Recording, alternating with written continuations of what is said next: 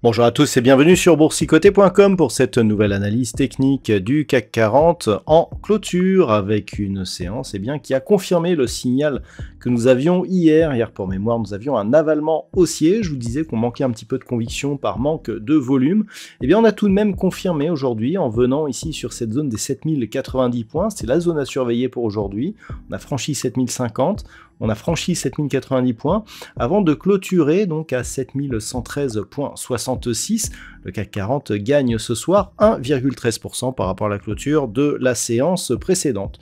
Donc il s'agit d'un beau mouvement qui valide donc l'impulsion haussière, puisqu'après ici une petite phase de consolidation, on vient marquer un nouveau plus haut significatif.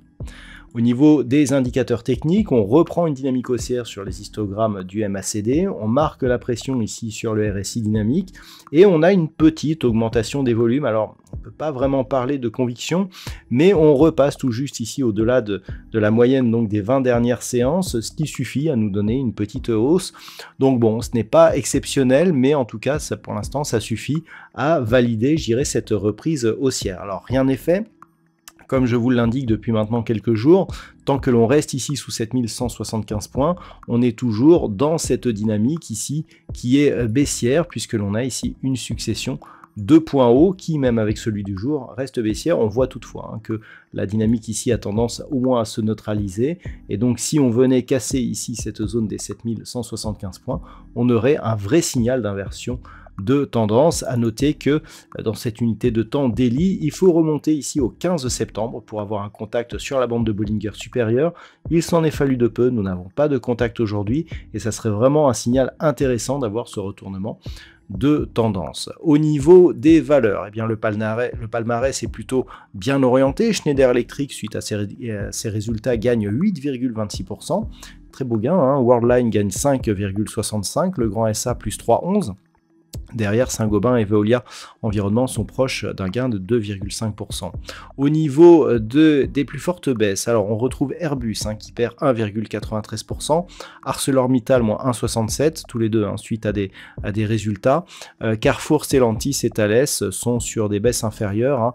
Trace à Thales moins 0,22% et Carrefour Stellantis sur une perte proche des 1%.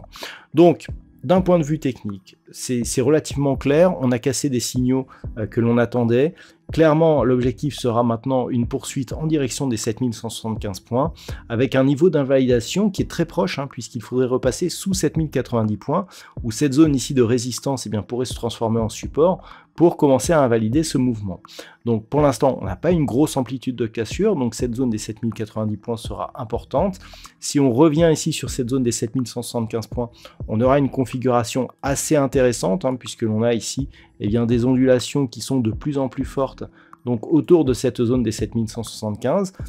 Clairement, le fait de casser ici cette zone pourrait libérer énormément d'énergie sur un horizon de temps court moyen terme, puisque l'on aurait un objectif de retour sur quasiment les niveaux historiques de l'indice parisien. Donc c'est à surveiller.